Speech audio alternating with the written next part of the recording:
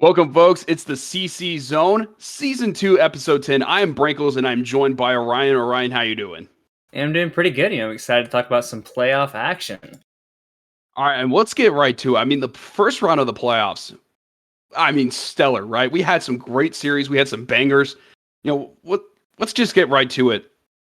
I think the storyline, the best story so far out of these playoffs, you got two. Obviously, Dorado pulling off a pretty big upset over TA Knight. Props to them, but also Horizon Gaming. They had none of their bans, and yet they were able to come together as a team and pull off the victory. So, out of those two, which one was more impressive, Horizon's first round series, or was it Dorado's? I think they're both pretty significant in their own individual way. I think obviously for Dorado, you're coming off of a split where I would say definitely wasn't a very optimal split. But like we talked about the entire year, it's like you have to peak at the right moment, and playoffs is obviously that right moment. And for TA Knight, a team coming in as kind of like this dark horse team for Wednesday's playoff run potentially, but Dorado slammed that shut, beating them in a best of five, going the distance, a very nail-biting series, as you would say in that one. And then for Horizon, like we talked about, going into playoffs was a bit shaky. They kind of came into it as a team that were basically like a top two team going into the playoffs, and all of a sudden they started slumping, started definitely just not looking great. And then going into Team Death Realm, they had no bans whatsoever, and being able to win this series 3-1, and I would say pretty convincing fashion, was definitely very nice to see. And then going into this matchup against Shadow Z, an opponent that was very close to them as the regular season, so that should be another banger of a matchup as well. All right, well, let's get right to it. Let's dive into Horizon Gaming versus TDR. Mm-hmm. Now, a lot of people have made their opinions made, or they've had statements about what exactly has happened with Horizon. I know there's some things that have happened behind the scenes, but I will say this. In my conversations with the players, they have, it seems like they are in a better headspace. They, as a team, they are working very hard to, beat that narrative, right? They had a bit of a slide the last few weeks of the regular season. So for them to come in and knock down TDR, and I know some people were saying, well, TDR isn't necessarily a top team, but when you're a roster that has been through turmoil and stuff, anything can happen. So, watching how they played, I was very impressed with the fact that they came in guns blazing. Orion, I know that it's a 3-1, but I thought I was watching a team that looked very similar to what the lock-in style of play was, which was hyper aggressive. Let's go for it. Let's not, wait our turn. Like, I thought that they kind of returned to form. What you see from Horizon? Yeah, I definitely think confidence is a word that we haven't been able to say about Horizon in a long time. Obviously, going into the match with 5 ban, like losing basically every single ban, like almost, I think it's every single game. It's the odds of them winning that series going into it, just from that alone, was pretty rough. But they came into it, they said, "Hey, we don't even need bans to beat TDR," and they definitely showed that. They came into it with, like I said, a lot of confidence. They had some very strong play. Scomps coming back into it. Definitely looked better than I would say, kind of just bringing back some familiarity in a sense back to the squad. And I thought, obviously, I don't think Bravo played. I think it was Perky the Parrot in the support role for them as well. So definitely bringing a bit of a different vibe for them. Ultimately, we will have to say goodbye to TDR, unfortunately.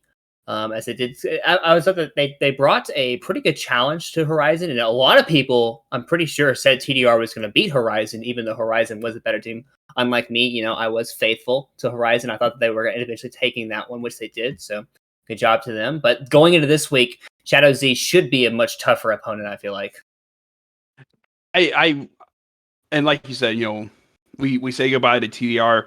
I won't forget, their game against Goldfish Gaming, where Matt and them were like, "Screw it, we're going backdoor. We're gonna pull like what 100 Thieves did this past weekend, and just go for it."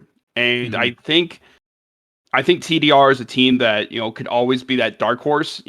I don't necessarily think that they're a top tier team that will like smash their opponents like Goldfish Gaming, But I thought they did a great job, and it's commendable that they made the playoffs. And unfortunately, they just faced a team that just hit their confidence button once again, which is Horizon Gaming. And as you were saying, I mean, Horizon now has this opportunity to take it to the next step. They have a chance to show that this wasn't just a one-time thing. They have a chance in the conference semifinals up against Shadow Z, which I saw that crazy stat that was put in the chat, which was who's had more roster changes or different players playing for the roster. And I thought Horizon Gaming was like the number one outside of maybe RPG, just because RPG just had like a different top laner every game. I thought, but no, Shadow Z somehow as the 2 seed had so many more players play the game for them, which is insane to me. So like it really speaks to the core players that they have. But going to the next playoff series, which was we had Dorado versus TA Knight, and there were some people that were trying to make the narrative of, oh, is Pepacito in the top lane? I think is it now Moonshot? Some people were making the points of like, oh, is he overrated? Is Sev the worst mid laner in the Wednesday division? And that was like some of the things that people were saying. But I felt like they did a great job of playing through their strengths. And they actually really put TA Knight in a corner. Like TA Knight, I haven't seen this entire split outside of facing maybe like DNX and Hard Hat Zone. But I mean, those are two of the top teams. But like just seeing the fact that they were able to put TA Knight in a box and force TA Knight to get off of their game, I thought that was really great.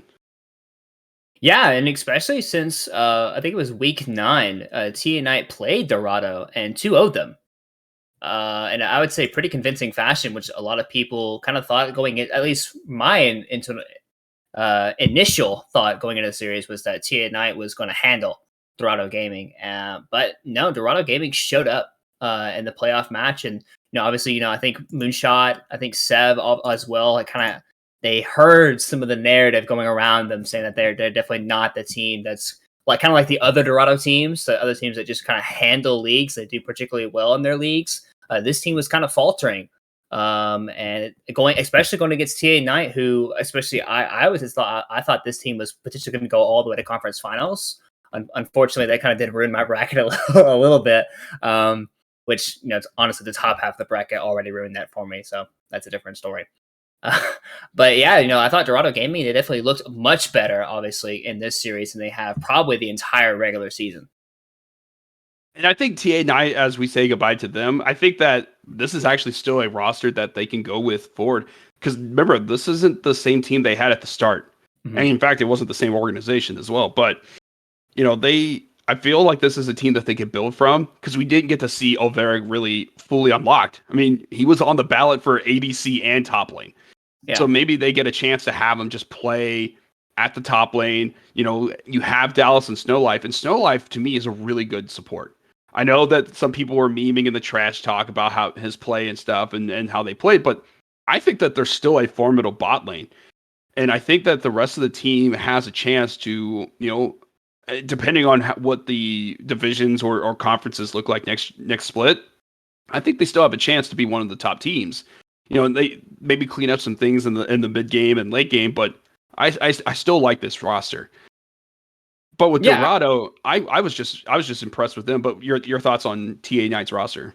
Yeah, I mean, I agree. I think TA Knight, especially when they made the switch with Olveric going top and Dallas coming in, I was a little hesitant with Olveric.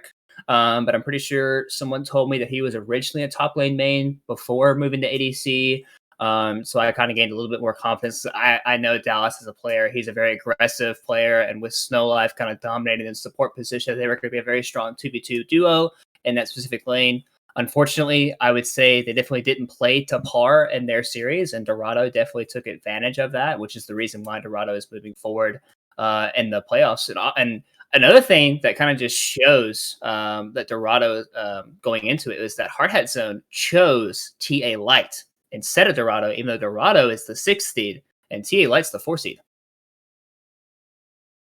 I think, when you take a look at that mentality as well, because like Dorado, beginning of the split, like halfway through the split, I thought they were doing a fine job, right? Mhm. I felt like some of their matches went on too long. Like you're like, oh, this is now a 40-minute match, and maybe that was like showing that they weren't necessarily strong in the mid to late game. But I will say it does speak volumes that they didn't pick Dorado.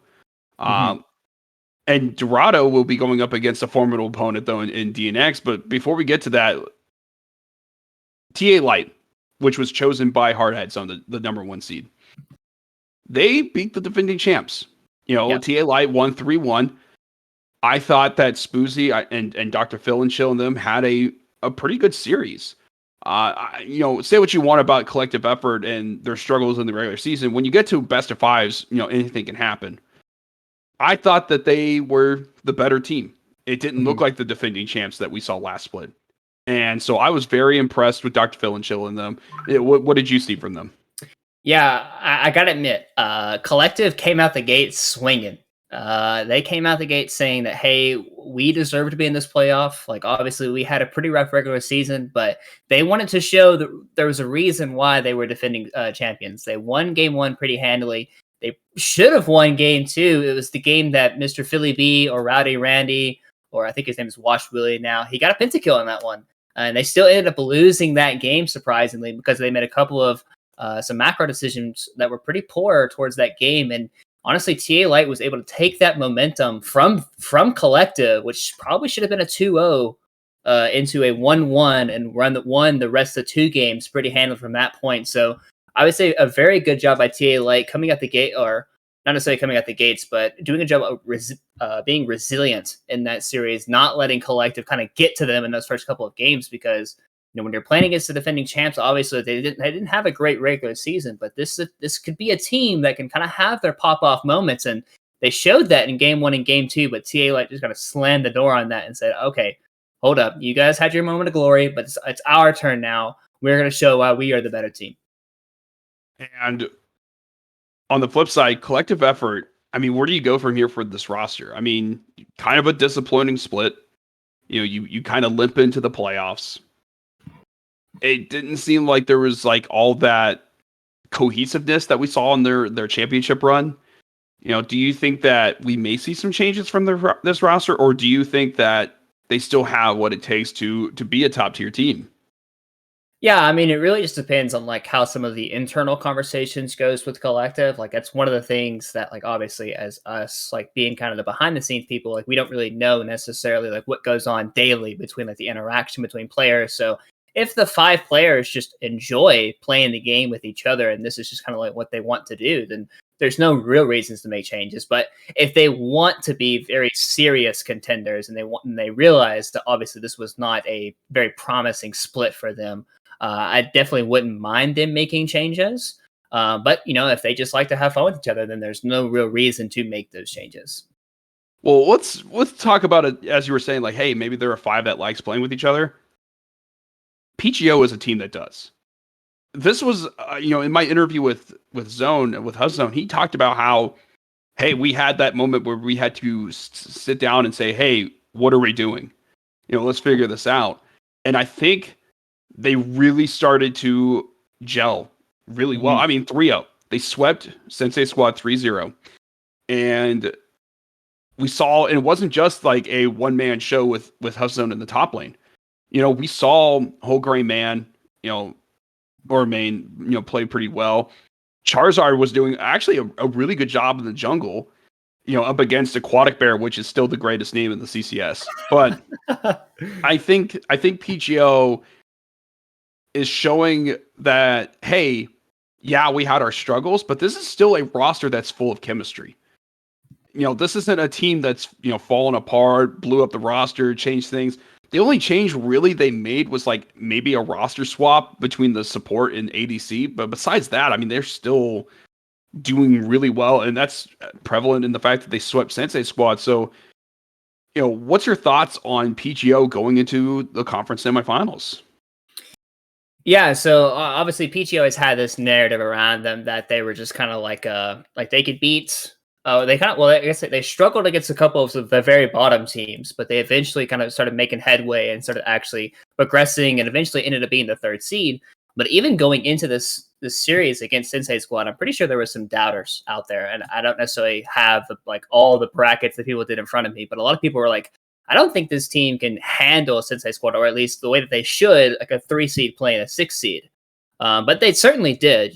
Obviously, we had multiple members step up. Whole Gray Man was like I think 1 or 2 or 3 deaths basically the entire series across all 3 games. Like he didn't have any more like crazy. Like he didn't have multiple death games, and he even played Teemo in game 3. At least which is like something that is I would consider just very ego-y in a sense that like this guy's like playing the smallest champion in the game. That's probably one of the most annoying champions to play against, not only due to its laugh, but the perma blind that you can potentially have against him. And PGO really brought it to Sensei Squad. And I know Goldfish, or at least Mossy, was talking about how no matter who wins the series against Sensei Squad and PGO, they were going to choose that winner of that match automatically.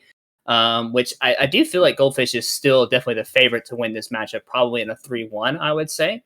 But PGO making some headway, and maybe this is their split to potentially run it back or do a solid ending towards it. Yeah, no, I was very impressed with their run, and what's touching with Sensei Squad. Yes, the 3-0 showing it can be disappointing, right? But this is still a new organization to the CCS, and I think that they had a pretty decent split.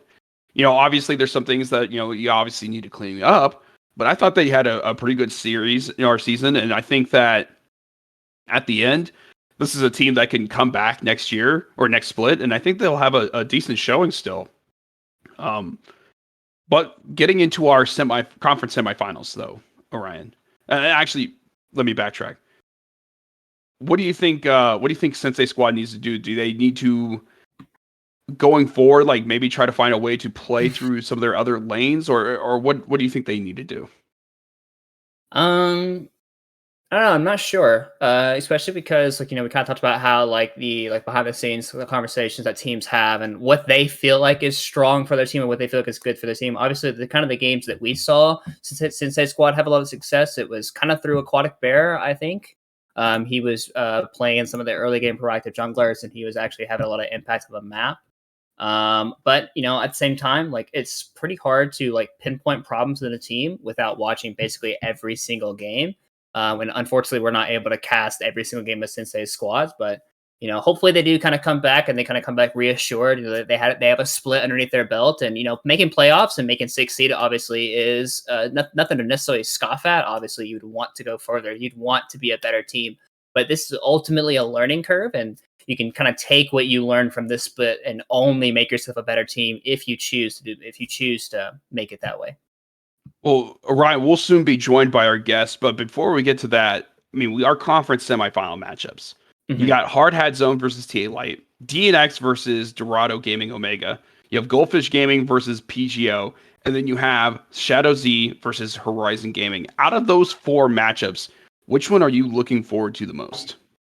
Let's see. I think the one that I'm casting, let me make sure and check real quick. Just I'm probably not going to choose this one. Yeah, so I am casting DNX and Dorado, which is what I thought. But I'm actually going to go with Goldfish Gaming and PGO, mostly because I think Goldfish Gaming and I would say Puff probably does the most talking in terms of like backing up their team. Goldfish Gaming definitely is probably the one team that has definitely had the most reason to kind of talk and to prove that okay, we're the best, no one else can compete with us in Thursday's group. And but this is kind of the moment for Puffstone to kind of step up and say, hey, yeah, we struggled in the regular season, but so what if we beat the number 1 team in Thursday's group and potentially Mossy's obviously going to have to back up a lot of what he's saying, which I feel like Goldfish should win this series in a 3-1. But PGO could make things very interesting. This is the whole notion of playing with house money. It's one of my favorite mentalities in sports is that all of the pressure, normally would be on a team that does a lot of trash talk like PGO. But I feel like there's also a lot of pressure on Goldfish Gaming to have a great showing, right? Because the last thing you want to do is you fall in this series, and then what does that mean for your regular season? was it all for nothing? Like you took the number one seed and you fall. So I feel like that's where Goldfish Gaming is going to have a little bit of pressure on them to perform well because we've seen PGO be really scrappy. And we saw a team in TDR take a game off of Goldfish Gaming by being scrappy. You know, that backdoor game with Vagar and everything. So Mhm. I think, some of that pressure will be on Goldfish Gaming, but I think if I was to do some predictions real quick, I would say Hard Hat Zone is going to be a 3-1. DNX, that might be a 3-2. Dorado looked really strong. And I know Panzora is really good, but so is Moonshot. And Moonshot showed that it wasn't just all this hype and people talking up this player. Uh, in my script, I did have PGO winning. I do have PGO. I have PGO winning. It's going to be a 3-2 series. I have Okay. PGO winning a 3-2 series against Goldfish Gaming. But then Horizon Gaming against Shadow Z. And I know I didn't pick Horizon to win their first matchup just because I thought the struggles were really large. Mhm. I think that they actually win this one. Just because, like, this is. It's almost like a lower seed or like a really high seed in like an NCAA tournament that's just for college basketball just going on a run. And I feel like that's what we're seeing out of Horizon Gaming now. We might see them in the conference finals. But Orion, we are now joined by our guest, Kaiser Uwu. How you doing, Kaiser? Okay, sorry, I was muted. I'm good. How are you? Oh, I'm doing well, doing well. So I was just talking about how your team is playing really well. Your thoughts on your guys' series against TDR and with the fact that you had no bans and you guys are playing with a roster that's kind of patchwork in the jungle right now. I mean, it was a fun series. I'm not gonna lie. Like, it feels really good to win when you don't get any bans at all. Like, we're like, okay, well, because in classic Rising Gaming fashion, our sub jungler fell asleep. So, he came eventually. Love Perky. Like Perky did show up, and I really appreciate that. We were like, oh god, we were scrambling for an ESO, but Septi came in pretty clutch. Not gonna lie, Septi kind of smurfed game one, game two. So Yeah, and Orion, I know that you were calling the other series. When did you get a chance to watch this Horizon TDR series? I watched bits and pieces of it because I was very curious how the matchup was going to end up playing out. Just because of some of the struggles that Horizon was kind of going through, and a lot of people were like, "Hey, TDR can actually take this one if Horizon just isn't careful and they haven't actually fixed some of their problems." I was watching some of the gameplay, but it looked like you guys were a lot more confident in this series. Like, with that say, do you think that was kind of off of like Septi's like really solid play like individually, or do you feel like you guys were just like you had Scomps back and you just like maybe just felt better as a team as a whole? I think we definitely found confidence in the fact that, I mean, I'll just say personally, I didn't care if we won. Like honestly, like it was just like if we won, I only wanted to win because I wanted to break people's brackets. That's it. Because I'm gonna be honest, like I think out of what 20 people did it, 3 people said we were gonna win. So I was like, well, I'm gonna ruin 27 brackets. So that was kind of the drive to win. But at the same time, it was like at this point, we'd gone through so many like issues that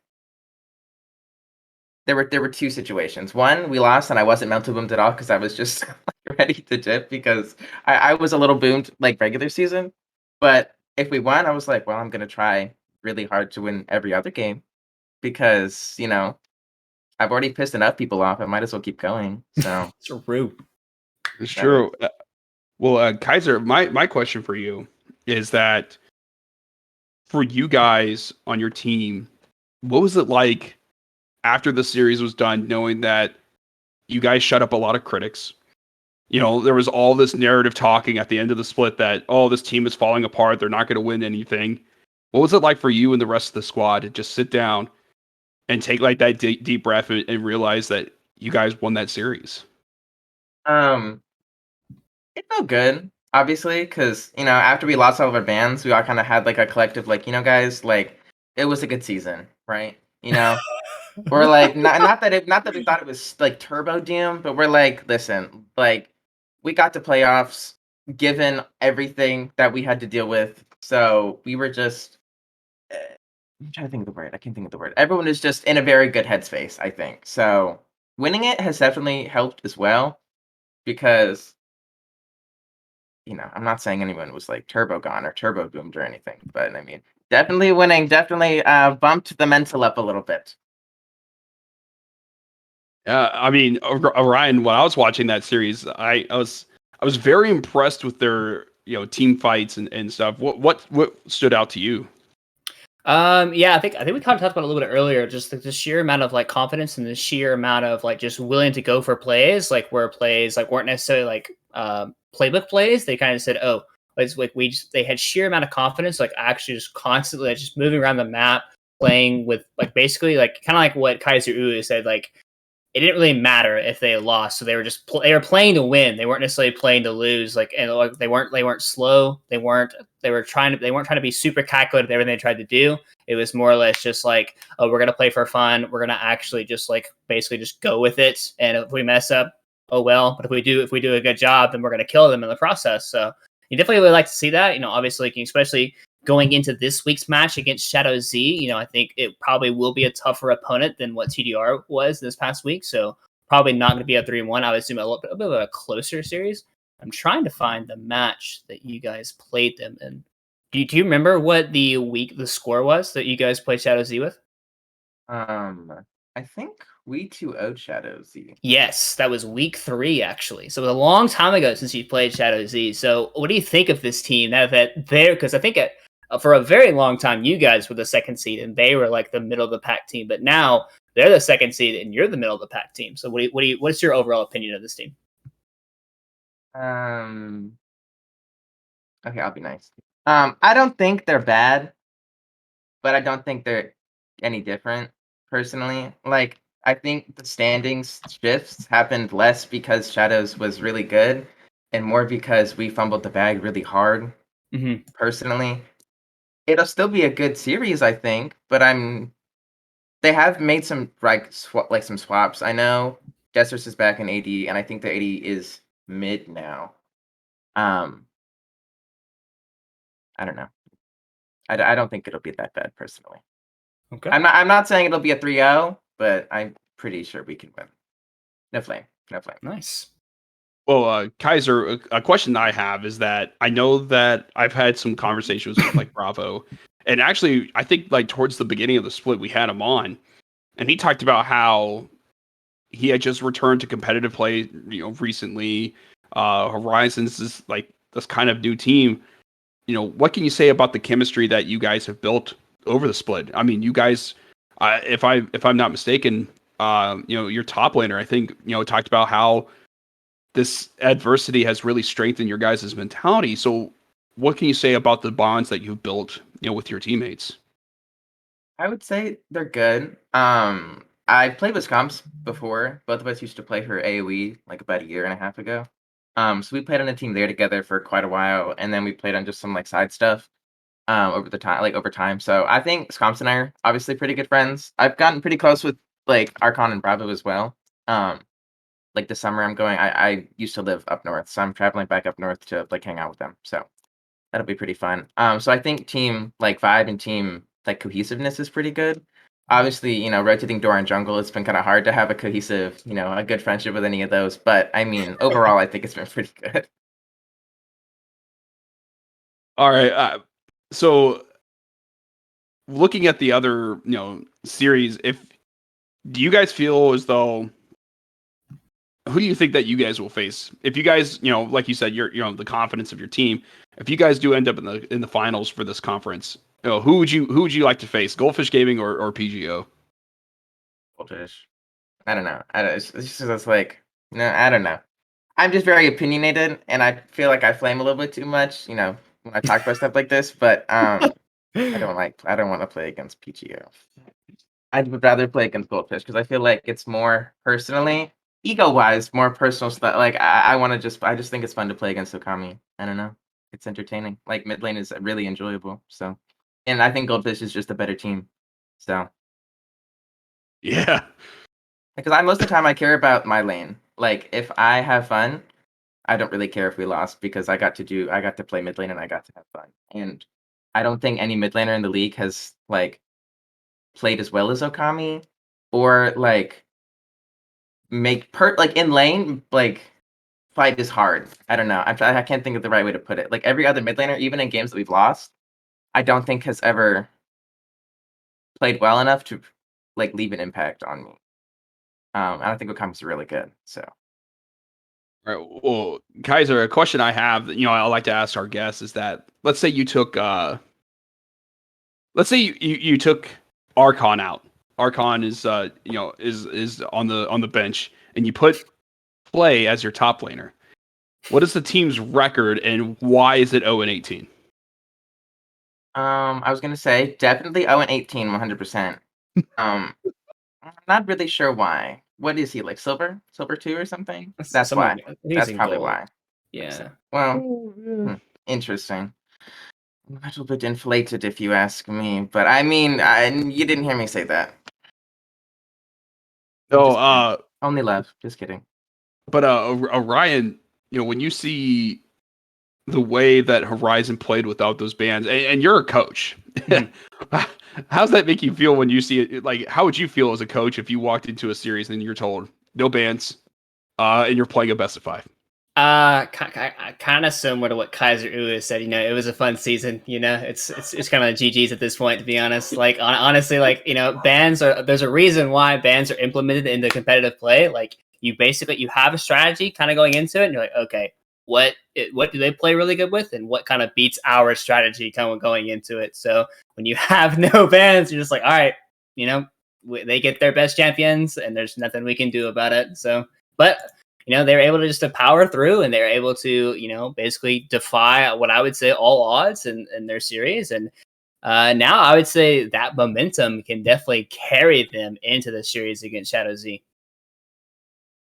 Well, Kaiser, question for you. I know uh, we never know what the future holds, but I mean, with the next split, what do you guys how would you guys feel about coming back together as as the 4 until you find another jungler? But how would you feel about coming back as a squad and playing in the CCS next split?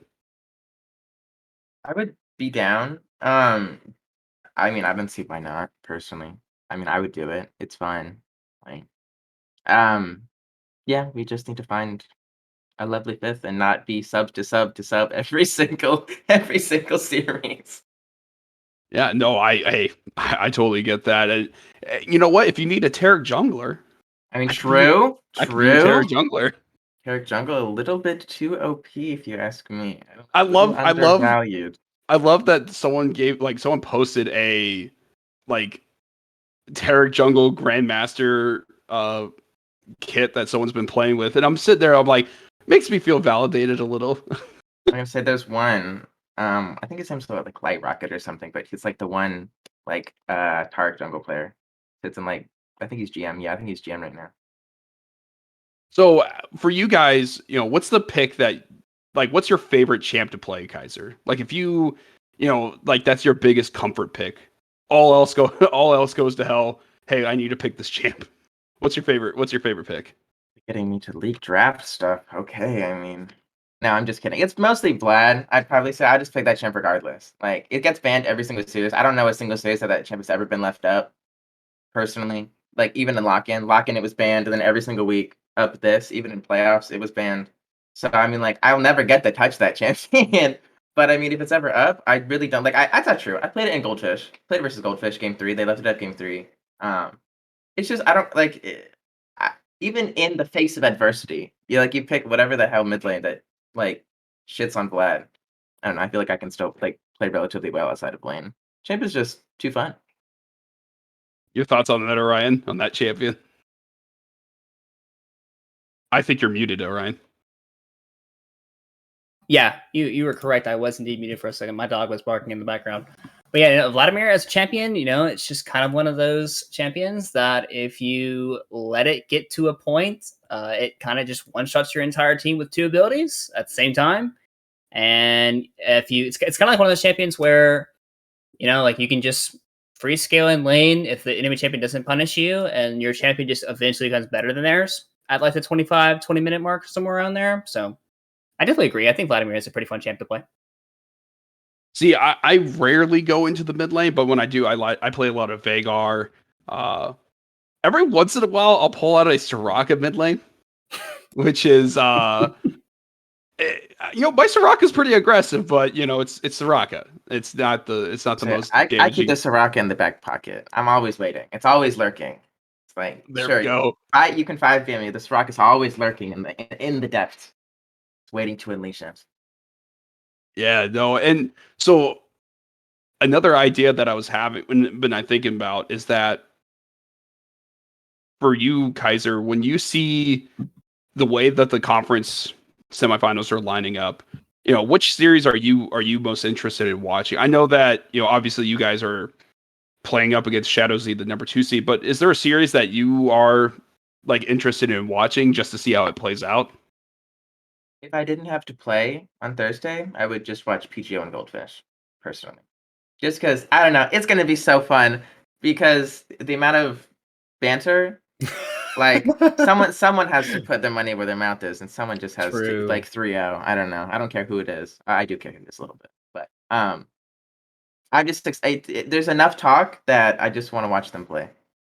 I don't see any other team. Like, most teams don't even talk, honestly, I feel like in Trash Talk, it's the same 4 people, which I love. It's funny, but it's just like, it's just so fun to watch them all just talk to each other for hours and hours and hours and hours. But now it is finally time to settle it on the rift.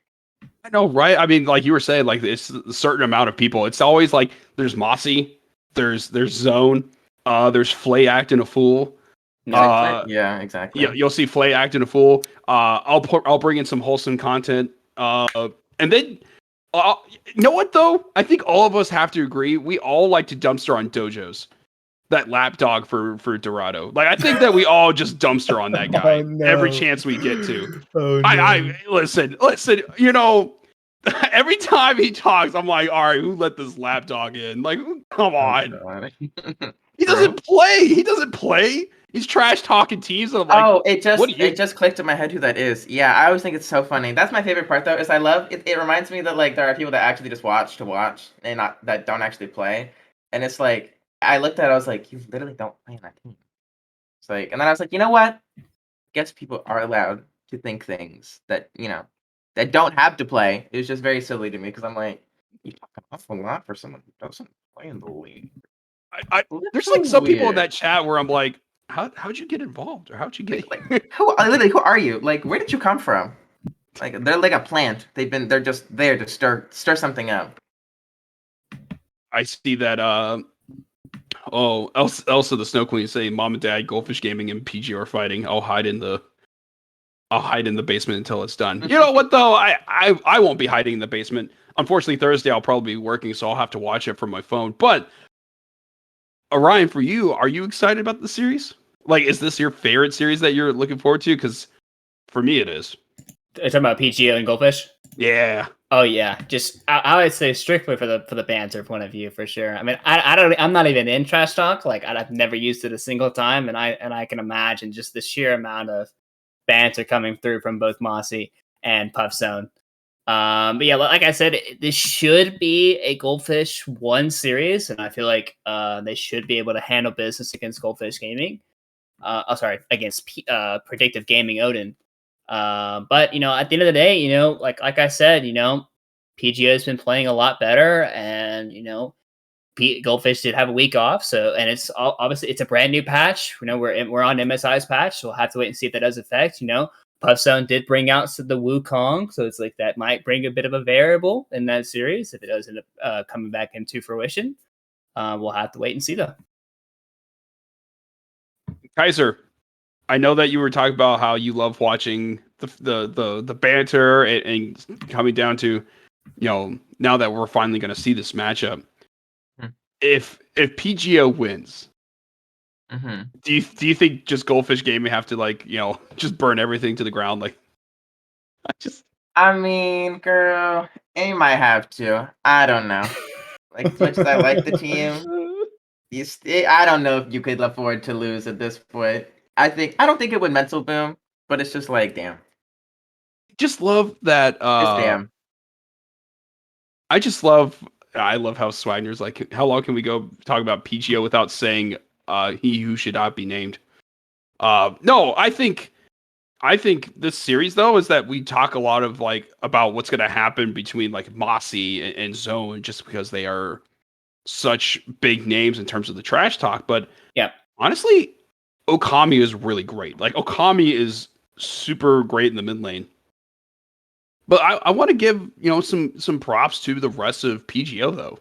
I think this is a team that has a chance to really show their stuff, especially with Charizard. Charizard like was getting dumpstered on in some of the trash talks about his like jungle, but I think he's done pretty great, and I think that this team has a chance to make a good run. But I think we've talked a lot about the Thursday brackets. Wednesday, do you guys see it as it being hard hat zone versus DNX in the end, or what do you guys see?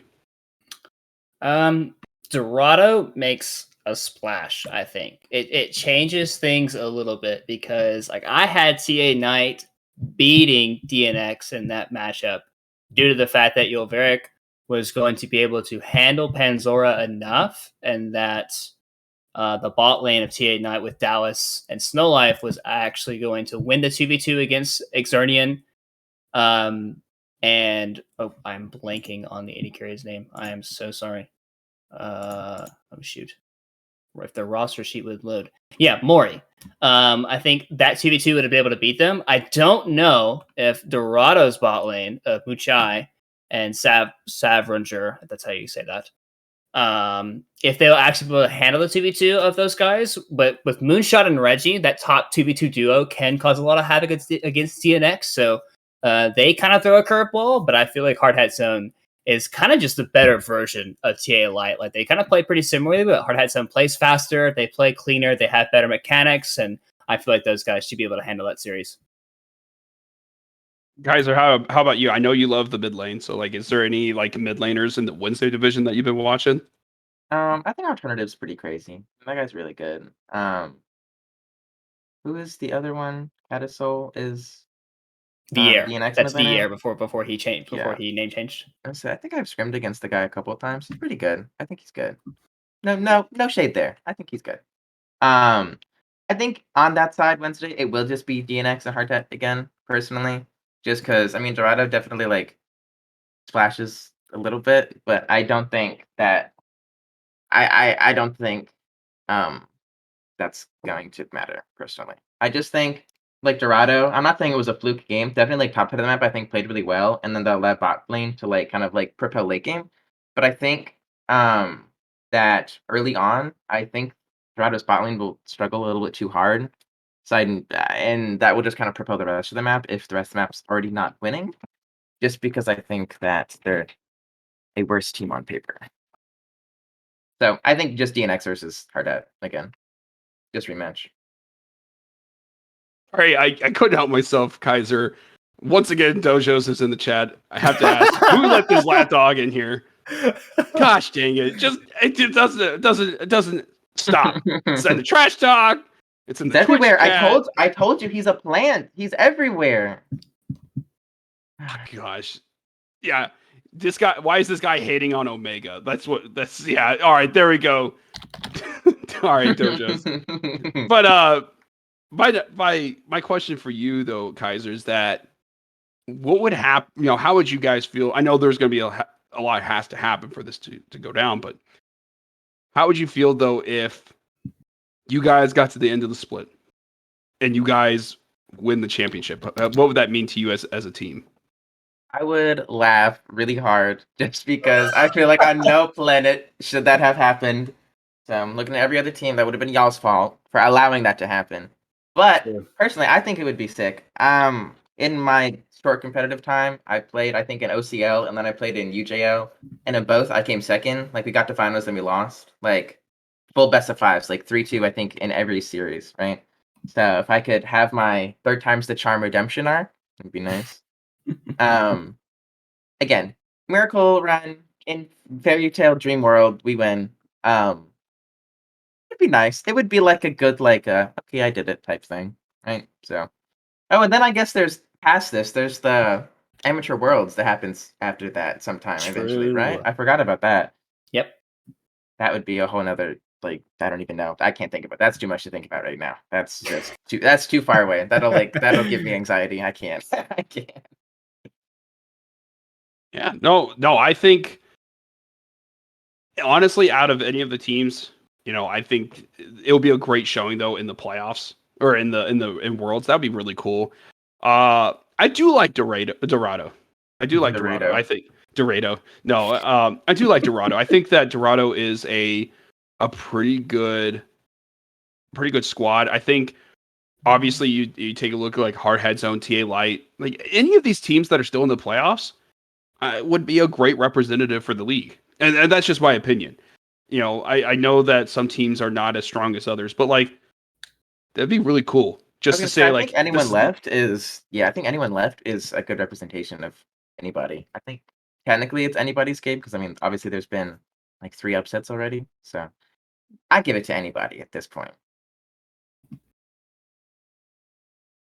I but I didn't hate on the team Elsa. I just said that I thought they were a pretty good team. I was gonna say Sorry. he's repping Dorado over here. Come on. I know Boo. I'm not hating on them. People have I Mr. Elsa has a hard time hearing listen, in the chat, I unfortunately. know the only person that I'm not a huge fan of outside of Steel Blue players is this Dojo's guy. Just because I don't know why he's in the chat again. Yeah, that's tough. That's tough. That's tough. No, but Orion, speaking of the rest of these playoffs, if you had to make a prediction, what would you think your grand finals prediction would be? I think the safe bet is Hard Hat and Goldfish. The two teams that have probably shown the most dominance throughout the regular season. I think Hard Hat Zone came into the DNX match with a pretty clear identity to I would say game plan or like a blueprint of how DNX can beat them or like how DNX is beatable. I have to wait and see how DNX has like made strides or made improvements since that match if they're able to willing to adapt. And obviously, I do think Goldfish Gaming is the clear favorite for Thursday's group. Everyone else was kind of like faltering or they weren't as consistent. They had some good wins but good losses at the same time. Goldfish Gaming was just the sheer dominant team of that group, and if they don't make it to finals in a very like all the way to the finals in a very convincing fashion, I'd be very surprised. What about you, Kaiser? What do you think the grand finals? I would say realistically, it's probably Hard Hat Goldfish. Like you said, I'm just like being safe, right? Because Mhm. it's like I just would like to play against Goldfish again. Don't really care if I beat them. It'd be really cool if I did. But it would be a good end to my season to play against Goldfish again. Um, just because on the Wednesday side, I think Hard Hat looked up too decisive in their game against DNX. Like I understand DNX took one game, but in every game that Hard Hat won, I thought it was I don't know. It looked pretty doomered for DNX to me, especially game 4. I think game 4 was rough. Game 4 was really rough for DNX. But yeah, I think just hard hat Goldfish. For me, I think it's going to be Hardhead Zone versus PGO. I know that some people will say, "Oh, it's that PGO copium." Well, you know what?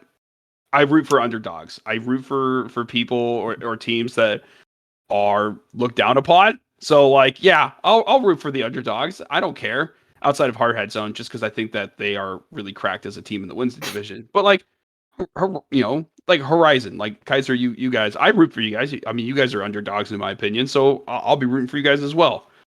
Uh, but yeah, no, I'm very excited to see how this all plays out. We have 8 teams that are still left, and I think this is going to be a lot of fun. Um, so I know we're coming up at the end of the broadcast. So Kaiser, my final question for you is that you know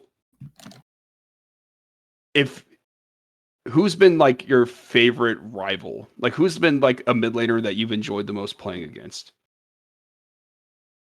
Mm, I'll say either Okami or Alternative, just because I haven't played Alternative since Lock-In, and I got shafted. I'm gonna be honest. Like it was like I'm gonna be honest. That was probably that was the hardest I've lost late in a really long time to that guy. It was oh my god, it was so bad. So that would be a fun. like rematch if I could do that one again, just because I think the guy's cracked. And then obviously like, then obviously like Okami matchup, just because I think our games were pretty close, and like the mid lane was like pretty back and forth. I feel like over the whole series. Ryan, what matchup are you calling this week? I believe it's the DNX versus Dorado one. Let me check one more time, but I'm pretty sure. I don't want to get this wrong though, because then I would sound like a dummy. Yes, DNX versus Dorado Gaming on the main CCS broadcast. All right, hey, that should be a fun one. But guys, thank you so much for tuning in. Kaiser, is there any final words you have for our viewers today? No, it's okay. I'll keep my thoughts to myself. I won't say too much. I won't be that guy. Okay. All right, sounds good. A little bit of reserve there. But I will say, thank you for our viewers for tuning in. I'm so excited. Don't forget, we got matchups on Wednesday and Thursday for the playoffs. Kaiser, thank you so much for joining us, and Orion, thanks for hopping on the desk with me. Yep. But guys, thank you so much for watching the CC Zone, and we'll catch you next time. Well, actually, hopefully next week.